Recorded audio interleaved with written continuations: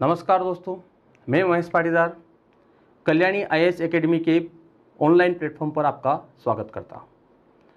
जैसा कि पिछले लेक्चर में हमने मिक्सचर एलिगेशन स्टार्ट किया था, मैंने उसके अंदर आपको ये चीज़ें बताई थी कि मिश्रण में सबसे ज़्यादा जो यूज़ करते हैं मेथड वो कौन सी होती है, एलिगेशन। एलिगेशन यूज़ कहाँ करते हैं वो चीज़ें मैंने आपको बताई थी कि कहाँ कहाँ आप उसको अप्लाई कर सकते हो। जहाँ पर दो वैल्यू मिलाकर तीसरी वैल्यू बन जाए वहाँ पर हम एलिगेशन का यूज़ कर सकते हैं। आज हम कुछ नए सवाल पढ़ेंगे जो इस चैप्टर के नहीं हैं। ऐसा नहीं कि इस चैप्टर में आपको मिलेंगे नहीं, आपको बुक के अंदर भी मिल जाएंगे, लेकिन उनका कॉन्सेप्ट जो है वो दूसरे चैप्टर से जुड़ा हुआ है। तो वहाँ कहाँ कैसे यूज़ करना है वो सारी चीज़ें हम आज पढ़ने वाले हैं। दूसरा, आपको जरूरी नहीं कि मिश्रण के सारे सवाल एलिगेशन से ही हो, ये भी ध्यान रखिएगा। हम इसमें अनुपात का यूज़ भी करेंगे, तो वो हम आज उसमें डिस्कस करेंगे। तो आइए हम आगे के सवालों को देखते हैं कैसे इसमें हम अप्लाई करते हैं। अगला सवाल है, एक दुकानदार के पास 75 किलोग्राम चावल है जिसका कुछ भाग वह 4% के लाभ पर और शेष 9% के लाभ पर बेच देता है। यदि कुल पर उसे 7% का लाभ होता है तो 9% के लाभ पर कितना चावल उसने बेचा है। आप बस इसमें इतना ध्यान रखो, 4% लाभ लिया और एक पे उसने 9% लाभ लिया। सभी चावल उसने क्या किए हैं, तो कुछ 4 पर बेच दिए और कुछ 9 पर बेच दिए। क्या इसमें कहीं भी उसने 7% बताया है क्या? नहीं। उसने क्या किया, जब टोटल पर उसने देखा 75 किलोग्राम चावल, जब उसने उसका जब एवरेज प्रॉफिट उसने देखा तो उसको यह पता लगा कि मुझे टोटल पर 7% हुआ है। कुछ पार्ट पर तो 4% हुआ, कुछ पर 9% हुआ, तो ना तो उसे 4% हुआ टोटल, ना ही उसे 9% हुआ। तो हुआ कितना है, तो दोनों को मिक्स करने पर जब उसने एवरेज देखा तो वो मिला उसको 7%। मतलब क्या हुआ इसका कि ये जो 7% बना है ये किससे बना है, तो 4% और 9% को मिलाने पर उसका 7% बना है। तो यहां पर आप क्या कर सकते हो, एलिगेशन लगा सकते हो। दूसरी बात, जो आपका 4% और 9% है, 4% और 9% है, उसको आप ध्यान से देखो कि इन दोनों को मिलाने पर 7% बन रहा है। मतलब ये जो वैल्यू है ये इससे छोटी है और इससे क्या है, बड़ी है। तो तीसरी वैल्यू जो बनी वो एक वैल्यू से छोटी और दूसरी से बड़ी। अब इसके अंदर अप्लाई करने का तरीका समझ लो। यहां आपको 4% लाभ हो रहा है, तो आप इसको इस तरीके से मत लिखिएगा 4 और 9 मिलाकर 7 बना है। इस वाले सवाल की बात कर रहा हूं, मतलब प्रॉफिट एंड लॉस वाले की बात कर रहा हूं। क्यों नहीं लिखना है तो मैं आपको इसको अगले जो एक दो सवाल उसके अंदर समझाऊंगा।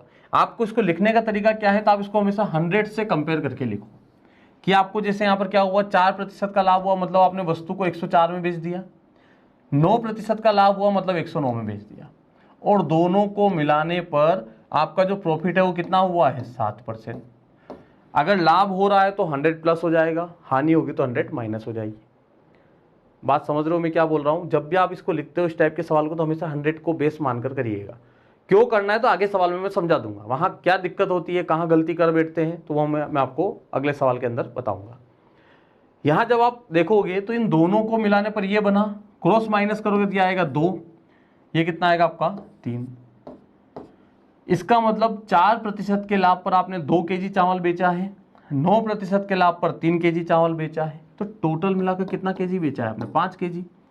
और इसी 5 केजी की अगर बात करें तो सवाल आपको कितना केजी बता रहा है, 75 केजी। कुल वेट कितना बताया उसने, 75 केजी है, कि कुल मिलाकर 75 केजी है, तो एक रेशियो का मान कितना आ जाएगा, 15 केजी। आपसे क्या पूछा उसने, 9% के लाभ पर कितना चावल आप बेच रहे हो, तो 9% के लाभ पर कितना बेचा आपने, 3 अनुपात थे, एक अनुपात का मान यदि 15 है तो 3 अनुपात का मान कितना हो जाएगा, 45 केजी।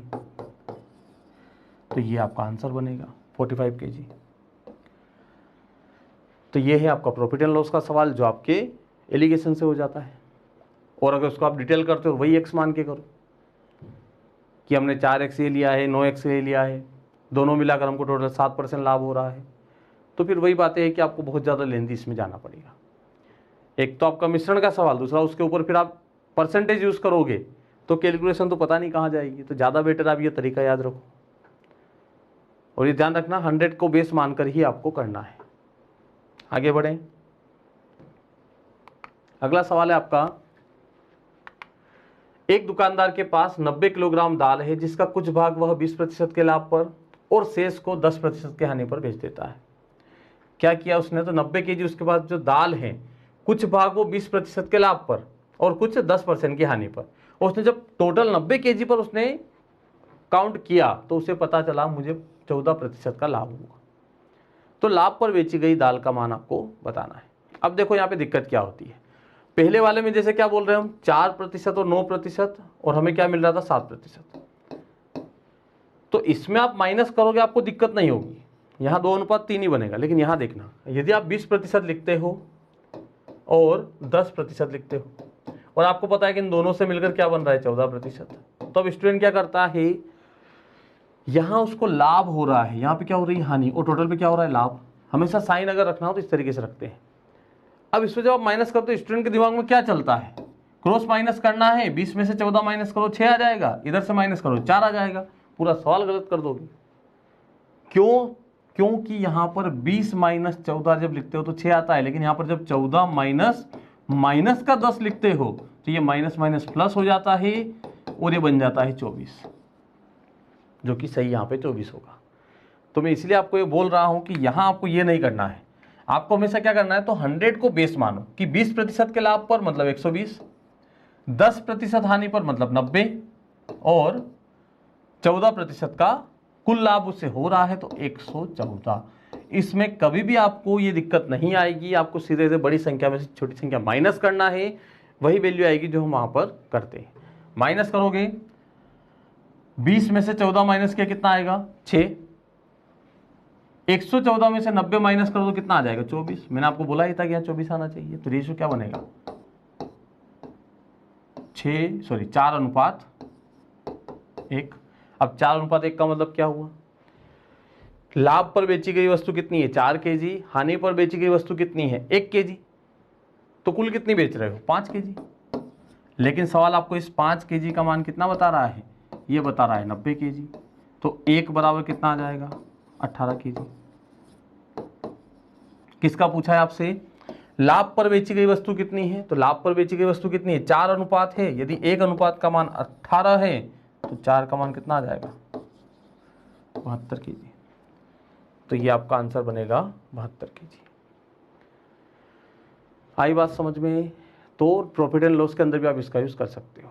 फिर आपको बोल रहा हूं कि यहां पर आप 100 बेस मान के करिएगा, कोई भी गलती नहीं होगी। और अगर आप ये समझ जाते हो कि माइनस करने में अगर माइनस की संख्या है तो उसको प्लस माइनस वाले कॉन्सेप्ट से आपको यूज करना है, को वहां पर सॉल्व करना है, तो आप उसको डायरेक्ट लिख सकते हो कि यहां पर आप 20, 10 और 14 लिख के भी आंसर निकाल सकते हो। क्लियर है? आगे के सवाल देखते हैं हम। एक बर्तन 80 लीटर दूध और पानी से भरा है। एक बर्तन 80 लीटर दूध और पानी से भरा है, 70% दूध और 30% पानी निकाल लिया जाए तो बर्तन का 55% भाग खाली हो जाता है। तो प्रारंभ में दूध की मात्रा बताइए। रेलवे के अंदर पूछा गया सवाल था ये, जो आपका एनटीपीसी का हुआ था पिछला वाला, ये अभी हुआ चेन्नई, इससे पहले जो हुआ था उसमें सवाल इजीज आया हुआ है। सवाल क्या बोल रहा है, एक बर्तन जो है वो 80 लीटर दूध और पानी से भरा है। अब आपने उसमें से 70% तो दूध और 30% पानी वहाँ से निकाल दिया, तो बर्तन के अंदर जो है वो 55% भाग खाली हो जाता है।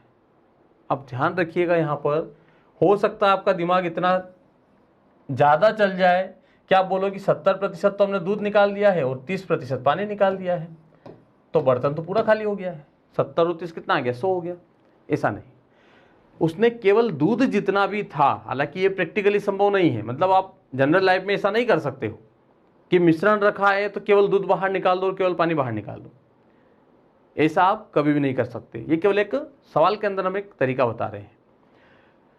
70% दूध आपने बाहर निकाला और 30% पानी निकाला, मतलब मिश्रण के अंदर जितना दूध था उसका 70% आपने बाहर किया है और जितना पानी था उसका 30%।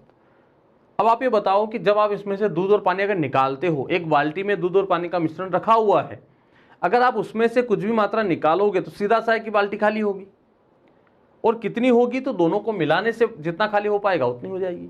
तो यहाँ उसने वही बोला है कि जब आप इसमें से 70% दूध निकालते हो और 30% जब पानी निकालते हो तो उसके कारण पूरी बाल्टी या फिर जो पूरा बर्तन है उसका 55% भाग खाली हो जाता है। तो बाल्टी खाली हुई किसके कारण? जब आपने दूध और पानी को निकाला उसके कारण। तो तीसरी वैल्यू जो बन रही है वो इन दोनों के कारण बन रही है। कितनी बन रही है? 55%।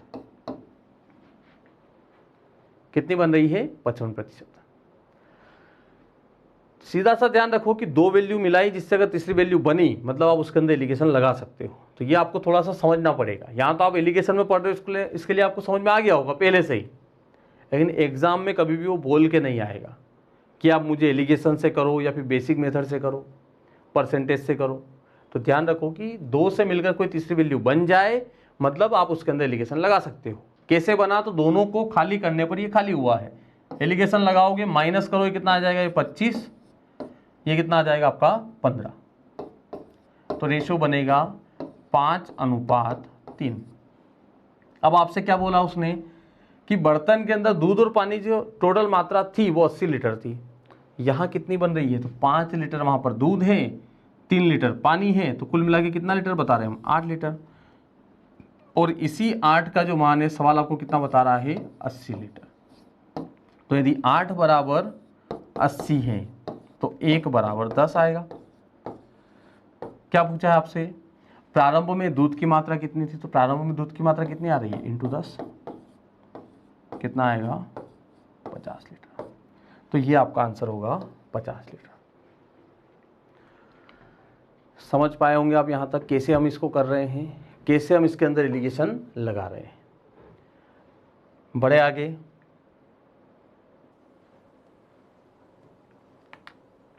अगला सवाल है आपका, एक बर्तन 40 लीटर दूध और पानी से भरा है, 75% दूध और 25% पानी निकाल दिया जाए तो बर्तन का 60% भाग खाली हो जाता है।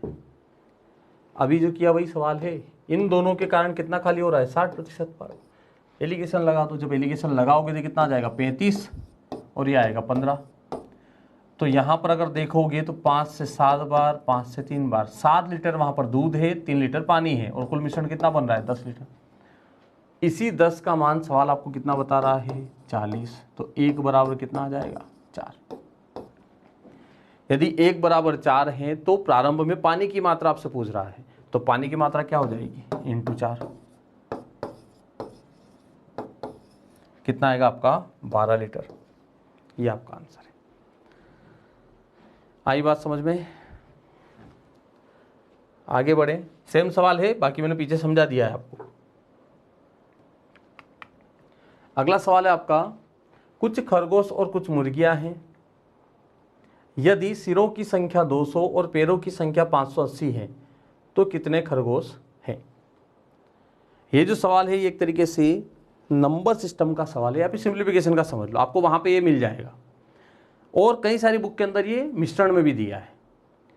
तो आप इसको बेसिक तरीके से बना सकते हो। क्या आप इसमें एक्स वाई मान लो, एक्स मुर्गियां हैं, वाई खरगोश है, इस तरीके से कुछ भी मान सकते हो। या फिर आप इसको क्या करो? एलिगेशन से सॉल्व करो। आप एलिगेशन से सॉल्व करने के लिए कुछ आइडिया भी तो होना चाहिए। यहाँ पे तो दो चीज़ें दी है केवल, कि सिर जो है मतलब हेड वो कितने दे रहा है? ये 200। और पैर कितने दे रहा है? 580। तो आप इसको कैसे सॉल्व करोगे? सबसे मेन इसके अंदर क्या है तो आप ये बताओ कि यदि सिर वहां पर 200 है, सिर अगर 200 है, इसका मतलब जानवर कितने हुए? वहां पर 200 ही होंगे ना। अगर सिर 200 है तो जानवर 200 है। लेकिन पैर देख के आप अंदाजा नहीं लगा सकते हो कि कितने जानवर है। अगर पैर आप देखते हो तो कितने पैर बन रहे हैं? 580 बन रहे हैं। तो 580 में हो सकता है कि सारे खरगोश हो सकता है सारी मुर्गियां हो। लेकिन आप ये तो बता सकते हो ना कि इसमें एग्जैक्ट जानवर की संख्या अगर बताना है तो वो 200 है। पैर देख के आप ऐसा नहीं बता सकते हो, क्योंकि अगर आप पैर देख के आंसर निकालना चाहते हो तो यदि मैं मान लूँ कि सभी मुर्गियां हैं, यदि मैं मान लूँ सभी मुर्गियां हैं तो एक मुर्गी के 2 पैर होते हैं। तो उस हिसाब से यहाँ पर अगर आप भाग देते हो कि अगर हम यहाँ से जानवर निकालना चाहें तो 2 से भाग दे दो, तो कितना आएगा आपका? ये 29 आ जाएगा। तो यहाँ अगर देखोगे, अगर आपने इसको अगर आप इसको सभी को अगर आप खरगोश मुर्गियां मानते हो तो मुर्गियां मानोगे मतलब एक मुर्गी के 2 पैर, तो 580 पैर अगर हैं तो मुर्गियां कितनी हो जाएगी 290। और अगर मैं इसको मान लूं कि सभी खरगोश हैं, अगर मान लिया ये सभी खरगोश है तो फिर भाग किससे दोगे आप 4 से। और अगर आप 4 से भाग देते हो तो इसका आंसर कुछ और ही बन जाएगा। अगर 4 से भाग दो कितना आ जाएगा, 4 एकम 4, 4 4 16 और 4 पंजे 20, 145। तो यही कहना चाह रहा हूं कि आप इसको अगर सवाल को करते हो तो यहां पर अगर आप इसको पैरों से सॉल्व करोगे तो कभी नहीं बनने वाला। सिर अगर आपको पता है 200 जानवर हैं, सिर अगर 200 हैं तो टोटल जानवर भी कितने हो गए 200। अब इसको एलिगेशन से करने का तरीका क्या है, तो आपको करना क्या है, हमें पता है कि 200 जानवर हैं। अब ये 200 जानवर बने कैसे हैं, तो इसमें कुछ खरगोश है और कुछ मुर्गियां हैं। तो हम ये मान लेते हैं, एक बार ये मान लो कि सभी खरगोश हैं, सभी क्या मान लिया हमने खरगोश, और एक बार ये मान लो कि इसके अंदर सभी क्या हैं मुर्गियां हैं, सभी क्या मान लिया हमने मुर्गियां। अब आप ये बताओ कि यदि सभी खरगोश हैं तो एक खरगोश के पैर कितने होते हैं, 4 होते हैं। यदि एक खरगोश के 4 पैर हैं, यदि मैं मान लो कि 200 जानवर जो है वो 200 ही जानवर वहां पे खरगोश हैं, तो एक खरगोश के 4 पैर, तो 200 जानवर अगर है तो टोटल पैर कितना होना चाहिए 800। हाँ है ना, कितना होना चाहिए 800 होना चाहिए। एक खरगोश के 4 पैर हैं, 2 के 8 होंगे, इसी तरीके से 200 है तो कितना हो जाएंगे 800। यदि मैं मान लो कि सभी जो हैं वो मुर्गियां हैं, तो एक मुर्गी के 2 पैर होते हैं, तो 200 अगर मुर्गियां हैं तो पैरों की संख्या क्या होना चाहिए 400। या तो 800 होना चाहिए कब, जब सभी खरगोश हो, या फिर 400 होना चाहिए कब, जब सभी मुर्गियां हो। तो सवाल आपसे क्या बोल रहा है कि ना तो वहां पर 800 पैर है ना ही 400 पैर हैं, पैर कितने हैं, तो वो बोल रहा है कि पैर यहां पर 580 है। तो ये 580 किससे बना होगा, खरगोश और मुर्गियां दोनों के पैर मिलाकर ही तो 580 बना है, इनका ही तो एक एवरेज है। तो एवरेज जब निकालोगे इसमें तो ये हो जाएगा, एलिगेशन जब लगाओगे तो कितना आएगा आपका 180, इधर माइनस करोगे 220, 0 से 0 कैंसिल, 2 से कैंसिल करोगे तो 2 से 9 बार, 2 से 11 बार।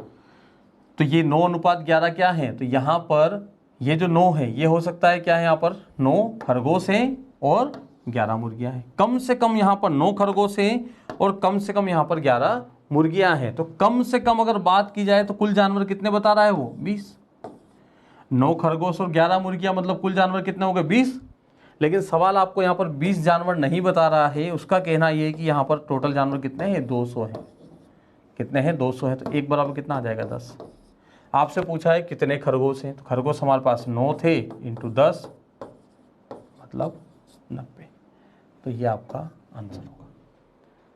क्या किया फिर समझ लो, हमने एक बार सभी को खरगोश मान लिया, एक बार सभी को हमने मुर्गियां मान लिया।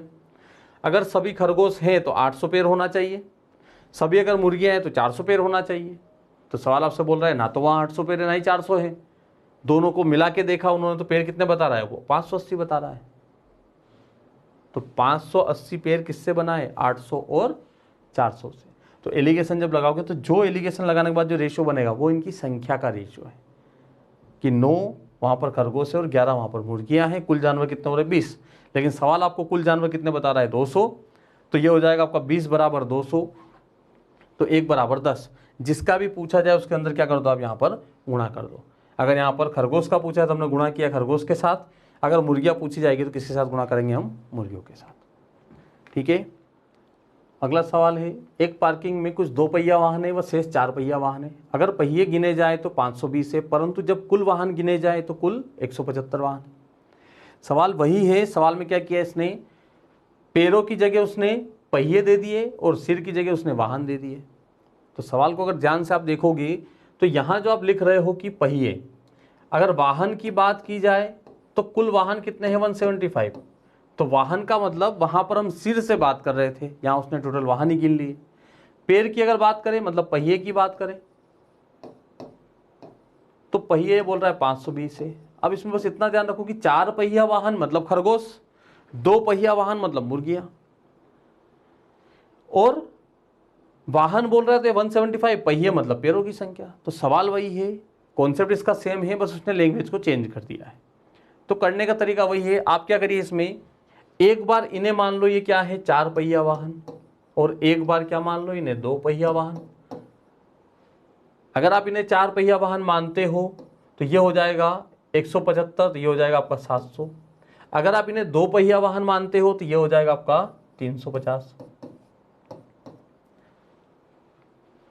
तो हम क्या बोल रहे हैं कि या तो वहां पर 700 पहिए होना चाहिए, कब, जब सभी 4 पहिया वाहन हो, या फिर 350 होना चाहिए। तो सवाल बोल रहा है ना तो 700 है ना ही 350 है, पहिए अगर काउंट करते हो तो 520 आ रहा है, मतलब ये एवरेज बता रहा है आपको।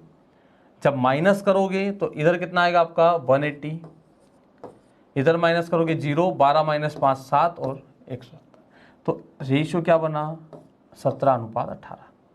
मतलब वहां पर 17 तो 4 पहिया वाहन है और 18 2 पहिया वाहन है, तो कुल कितना बन रहा है 35।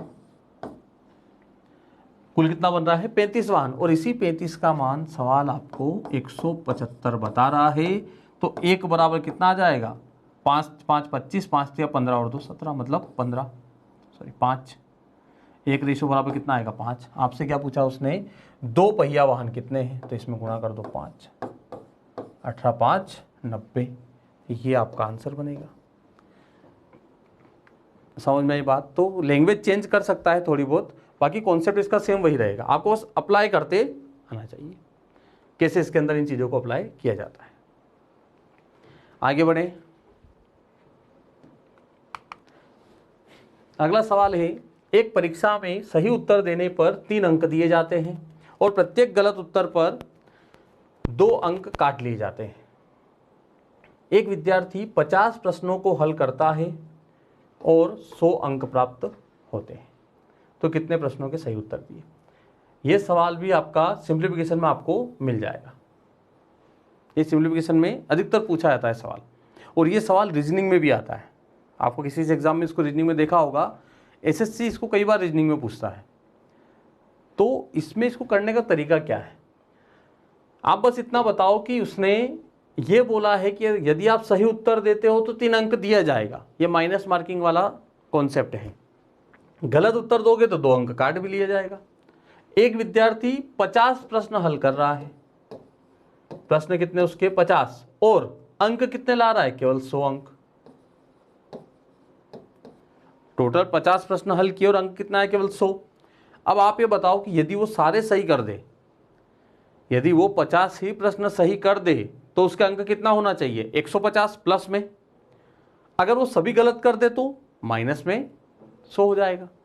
तो ना तो उसे प्लस के 150 मिले ना ही माइनस के 100 मिले, उसको मिले हैं प्लस में 100। 100 अंक मिलने का मतलब प्लस में 100 मिल रहा है। तो इसके अंदर एलिगेशन कैसे लगाओगे, तो आप एक बार ये मान लो कि सभी उसने सही किए और एक बार ये मान लो कि सभी गलत कर दिए। अगर सभी सही करता है तो टोटल कितने हमारे पास 50 प्रश्न है, दोनों ही कंडीशन में कितना मान रहे हैं हम 50 प्रश्न। अगर वो सभी सही कर दे तो सभी सही अगर करेगा तो उसको एक प्रश्न के 3 अंक मिल रहे हैं प्लस में, तो कितना मिलेगा प्लस में 150। अगर वो सभी गलत कर दे तो उसे -2 मिल रहा है, तो ये हो जाएगा माइनस का 100। यहाँ प्लस में 150 आ रहे हैं और यहाँ माइनस में 100 आ रहे हैं। कब, या तो सभी सही करे या फिर सभी गलत करे। सभी सही कर देगा तो 150 आएगा प्लस में, सभी गलत कर देगा तो माइनस का 100 हो जाएगा। तो उसे ना तो 150 मिला है ना ही माइनस में 100 मिला है, उसे जो नंबर मिले वो मिले हैं प्लस में 100। तो यहां पर भी आपको थोड़ा सा ध्यान ये रखना है प्लस माइनस का, कि जैसे यहाँ पे प्लस में आपका 100 है और इधर माइनस में 100 है। जब आप इसमें क्रॉस माइनस करते हो, क्रॉस माइनस जब करोगे तो 150 माइनस 100, तो ये कितना आएगा 50 आएगा। यहां जब माइनस करोगे तो ध्यान रखना कि आप 100 में से, इस 100 में से माइनस कर रहे हो -100 को, तो ये माइनस माइनस प्लस होगा, तो यहां कितना आएगा आपका 200 आएगा। ये सबसे इंपॉर्टेंट बात है यहाँ के लिए।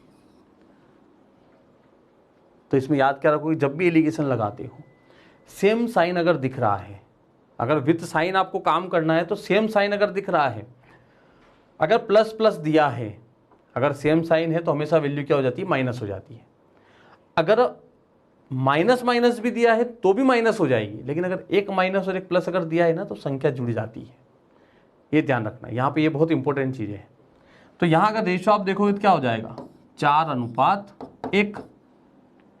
इसका मतलब उसने 4 प्रश्न तो सही किए, एक प्रश्न गलत किया, तो कुल प्रश्न कितना किया होगा 5 प्रश्न।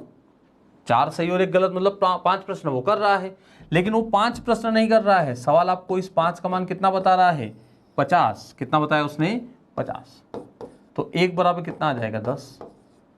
यदि 1 बराबर 10 है तो पूछ रहा है कि सही कितना किया आपने, तो गुणा 10 कितना आएगा? 40। इसमें आपको कंफ्यूजन नहीं रहेगा। कई सारे स्टूडेंट बोलते हैं सर ऑप्शन बता दो। ऑप्शन में क्या होता है, तो सारे ऑप्शन चेक करना पड़ते हैं आपको।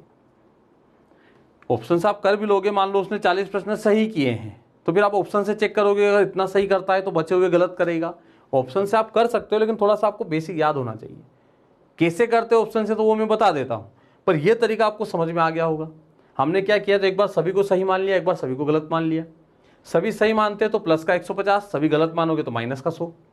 तो ना तो हमें प्लस का 150 मिला है, ना ही माइनस का 100 मिला है, हमें मिला है प्लस का 100। माइनस करने में ध्यान रखना, सेम साइन हमेशा माइनस हो जाता है, लेकिन अपोजिट साइन हमेशा जुड़ जाता है। तो एलिगेशन जब लगाओगे तो ये 4:1 जो है, ये 4 आपके सही है और 1 गलत है। टोटल कितना हो गया? 5। इसी 5 का मान सवाल आपको कितना बता रहा है? 50। तो 5 बराबर 50 है तो 1 बराबर 10। तो जिसका पूछे उसमें गुणा कर दो। अब ऑप्शन से कैसे करते हैं, तो ऑप्शन में ऐसा है, यदि आपसे ये पूछा है कि कितना आप इसमें सही कर रहे हो, तो हम ये मान लें कि 50 ही अगर सही कर रहे हैं, तो सीधा सा है कि 50 अगर सही कर दोगे तो आपके नंबर 150 होना थे, लेकिन नंबर तो 100 है, तो ये ऑप्शन तो नहीं होगा। 60 प्रश्न ही नहीं है, क्या करोगे? थोड़ा सा ऐसा भी दिमाग लगा लेना कि टोटल प्रश्न ही अगर 50 है तो 60 कैसे कर लोगे। 40 की अगर बात करें तो 40 अगर सही करते हो, तो 40 सही कर रहे हो तो 120 नंबर आपके प्लस में आ रहे हैं, लेकिन आपने फिर 10 गलत भी तो कर दिए हैं, तो -20 हो जाएगा। तो ये 100 है, तो ये आपका फिर सही अंदाजा बैठ रहा है।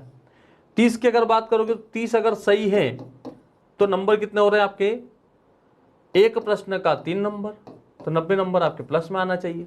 और सीधा सा है, 90 नंबर ही अगर आ रहे हैं तो 100 तो हो ही नहीं सकते फिर आपके कभी भी, क्योंकि अभी माइनस मार्किंग तो होगी ना।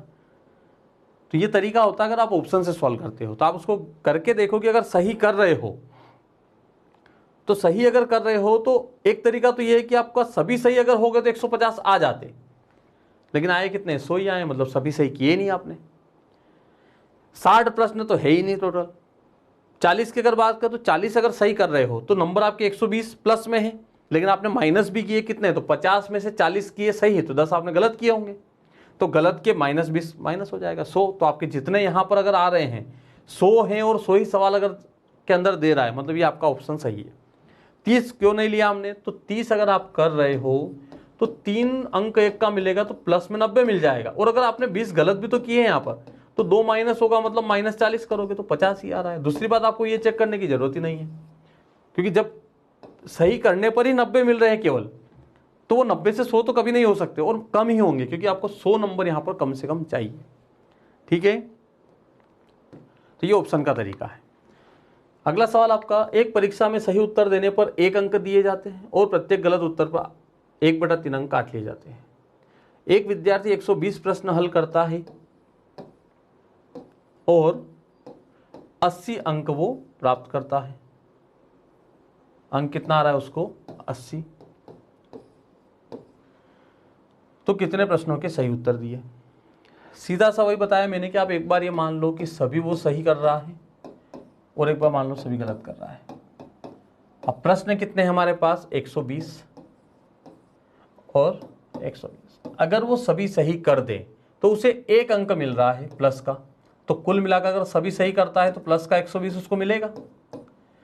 अगर वो सभी गलत कर दे तो माइनस में 1/3 कितना हो रहा है? 1/3 अंक काटा जा रहा है, तो ये हो जाएगा आपका 3/4 वाला, मतलब -40। कैंसिल करोगे कितना आएगा? -40। तो ना तो उसे 120 प्लस में मिला, ना ही -40 मिला है, उसे मिला है कितना? प्लस में 80। तो ये तो आपको समझ में आ गया होगा, अपोजिट साइन अगर है तो जुड़ेगी संख्या, बाकी इधर तो माइनस ही होगा। तो रेशो क्या बन जाएगा? 4×3 12, 4 एकम 4, मतलब उसने 3 तो उसने सही किए, 3 अंक क्या है उसके सही हैं, और 1 अंक क्या है उसका गलत है, एक प्रश्न क्या है उसका गलत है।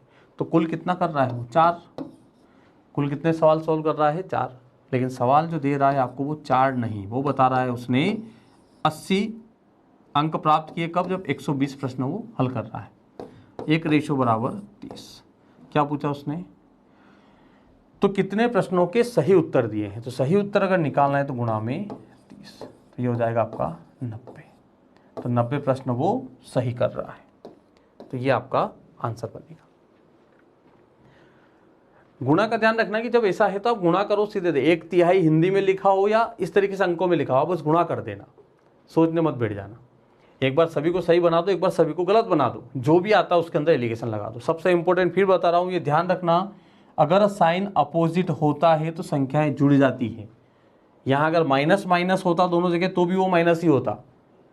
आपको पता होगा कि किसी भी माइनस संख्या में से माइनस कर रहे हो किसी माइनस संख्या को, तो ये तो माइनस का x है, ये माइनस माइनस क्या हो जाएगा, प्लस हो जाएगा।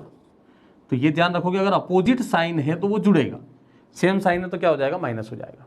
क्लियर है? तो आज हमने कई सारी चीज़ें हमने यहाँ पर पढ़ी है, कई सारा बेसिक हमने पढ़ा है, कहाँ कहाँ अप्लाई हो सकता है एलिगेशन, ये बातें मैंने आपको यहाँ पर बताई है। देखिए इसके अंदर पढ़ रहे हो तो आपको लग रहा होगा हाँ हम कर लेंगे, लेकिन ये तभी होता है जब आप प्रैक्टिस अच्छे से करो। कहाँ एलिगेशन लगता है, कैसे लगता है, वो आपको थोड़ा सा प्रैक्टिस करके समझ में आ जाएगा। तो बाकी और जो सवाल है हम नेक्स्ट वीडियो में डिस्कस करेंगे, जहाँ रेशो का यूज़ करके हम मिश्रण के सवाल सॉल्व करेंगे। एलिगेशन और भी एक दो जगह लगता है, वो आगे मैं आपको बताऊंगा, तो वो थोड़ा सा रेशो यूज़ करने के बाद एलिगेशन यूज़ होता है। तो वो सारी चीज़ें हम नेक्स्ट वीडियो के अंदर डिस्कस करेंगे। तब तक के लिए धन्यवाद। जय हिंद, जय भारत।